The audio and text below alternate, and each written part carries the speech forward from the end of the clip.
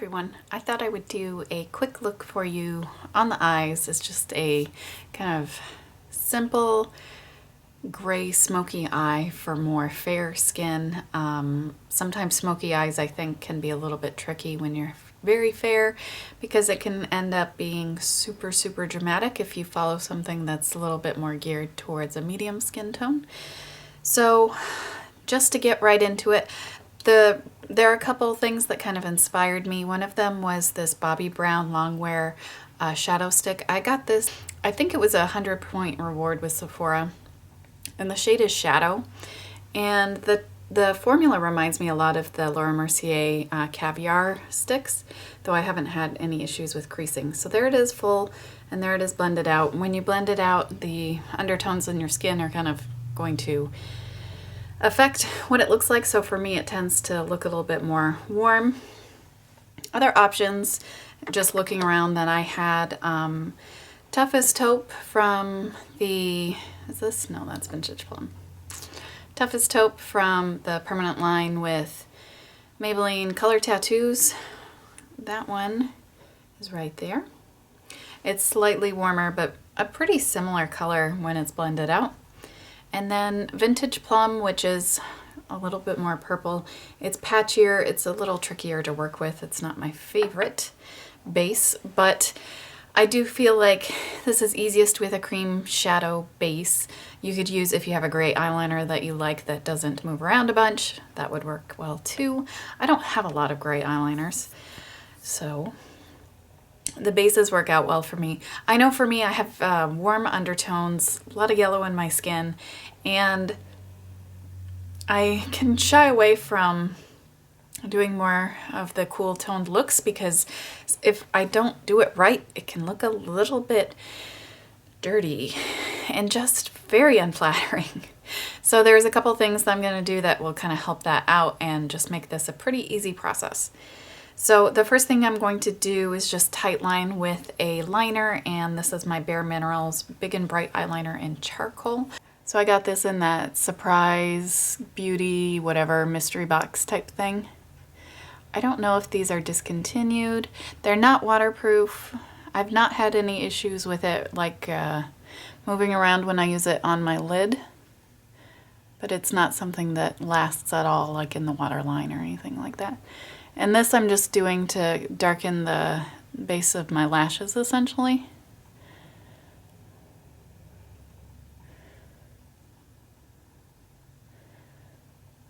And I don't really have to worry about doing this too neatly if I get any up on the lid, since I am going up there with a dark base. Next, I'm going to take my cream shadow base and just draw it on, and I'm only going to go up about midway on my movable lid. So I'm not going to go all the way up into my crease because I do want to blend this out. And I'll just use my fingers. Could use a brush, but I didn't have one picked and I didn't want it to set on me before I was ready. So I am gonna pull this up closer to the crease.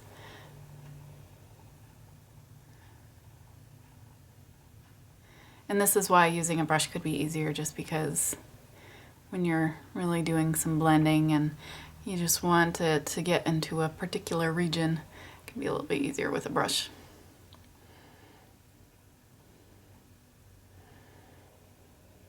Okay.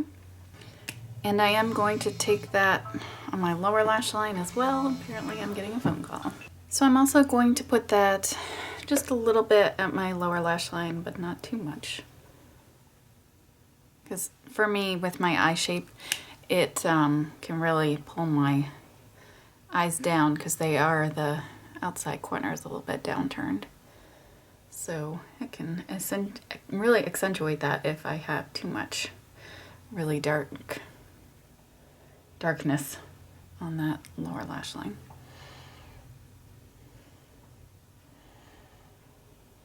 So after that, there's only really two things. I told you this was easy, right? So what I have done is then put a more shimmery kind of gray or taupe color than on my lid. I've used Chrome from the LORAC Pro 2 palette, and that is more, has more of a brown base here, back there. But today I think I'll be using this new palette of mine. It's the Kat Von D Chrysalis. What is it called? I don't even know. It's the one with the butterfly. Purpley butterfly. So there is this one, which is like super duper shimmery, and that one. And this is very dark. This is quite light. I'll show you here, swatched. So there's the lighter one, there's the darker one. The dark one is possibly darker than the color I have on my lids, so I am going to just go in with a very fluffy brush to this really shimmery one. So I don't want to take away all the darkness that I added, but I do want to add a little bit of a sheen, a little dimension. So you can see, barely have any on my brush here. And just focus that basically on the center of my lid. And then I'm going to clean off my brush on a washcloth and kind of buff some more. And this will give almost like kind of a wet look, just a little bit.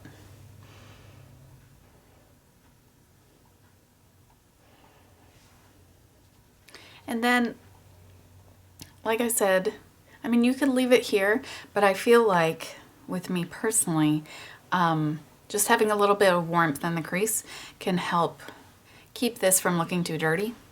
So I'm just gonna take a little tiny bit of this kind of mid-toned brown and put that in the crease, just at the edges, to give me a little bit of warmth.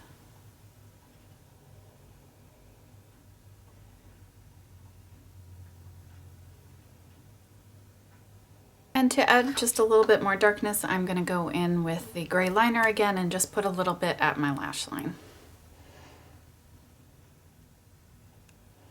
Just to keep this as a fairly dark look.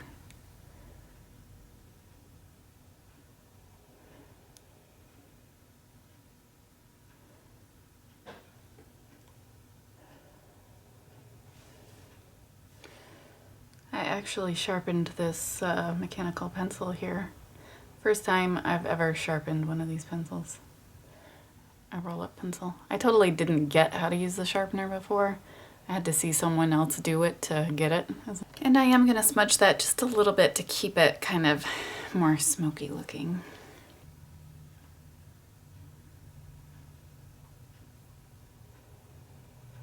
And I only want to smudge the very edge so I don't have to go in again with the liner.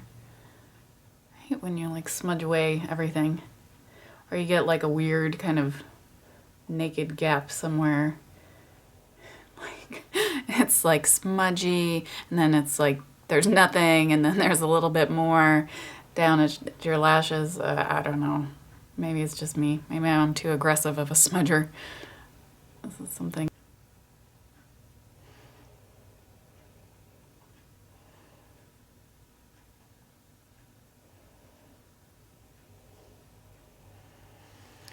So you could also put some of that liner in your waterline. For me, I just can't find anything that looks good in the waterline that lasts more than an hour, so I feel like it's just not worth it. And if I do put things in there, it tends to kind of migrate down into my the outer kind of corners there, which is not so attractive.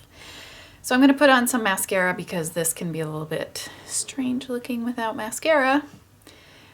And then I'll figure out if I want to put anything on my inner corner and that kind of thing. So I do want to use something that's going to goop on a lot of mascara since I do have dark colors on my lids. I'm using this Josie Maran Argan Black Oil Mascara. This was part of that lash stash that I picked up during the Sephora sale. So you get a bunch of mascara samples and a voucher to get one free full size. This one's all right. I think this is one of those types that when you remove it, sometimes it just kind of smears instead of washing off. I like stuff that you can wash off with soap and water really easily, like I always mention this, but the CoverGirl Lash Blast Volume or Clump Crusher, they all have that same trait, which I really prefer since I don't like to do separate makeup removing for my eye makeup. I just want to wash it off with the rest of my face. And I don't really want to put this on my lower lashes because I'm quite likely to make a mess, so I'm going to use this MAC False Lashes mascara. This little tiny sample, it's almost dry. I got this from a MAC order or something. Oh, this also comes off really easily.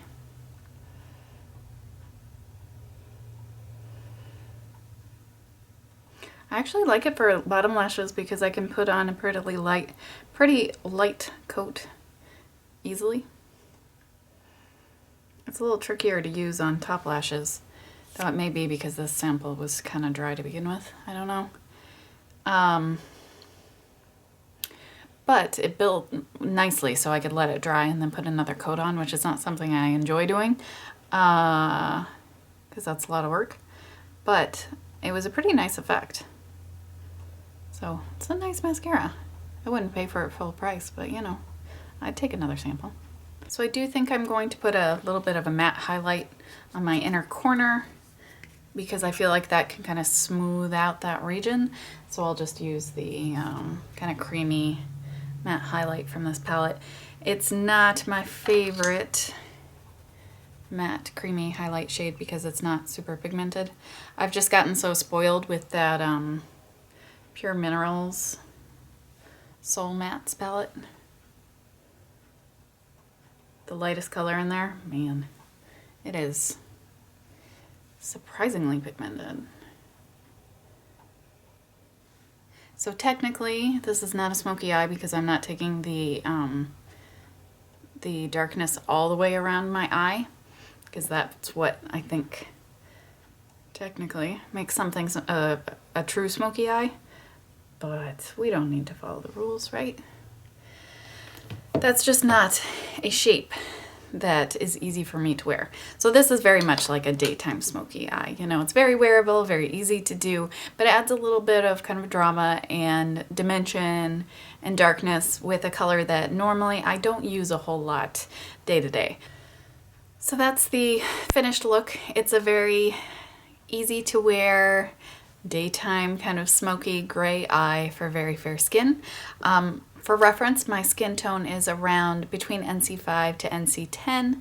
Definitely have more of that yellow undertone. And on my face, I have a fairly light layer of the Rachel K CC cream, and this is in Fair, I believe. Yes. And it is very pink. Quite pink, but it is pretty sheer, so it doesn't really matter. And then because my nose was looking, got a lot of little red bumps and whatnot on my nose, so I just wanted to add a little bit of extra coverage on my nose, so I just put in my MAC Mineralize Skin Finish Natural in Light. For primer, I used the LORAC Behind the Scenes Eye Primer.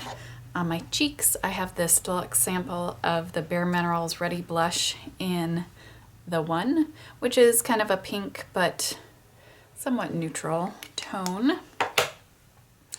On my lips, I have the Maybelline Creamy Matte in Daringly Nude, which is a little bit more kind of pink than peach compared to the Nude Embrace, which is what I wear more often. And on my eyebrows, I have the Studio Gear Brow Definer in Medium Ash, which is on my Use It Up list, and it's getting short. And I also use the NYX Control Freak Brow Gel, in case you were curious about that. So I think that's everything. Let me know if you have any questions or comments below. I would love to hear from you. I hope you're having a wonderful day. Thank you so much for watching and commenting and subscribing and rating. All that stuff is really awesome. And I will see you soon.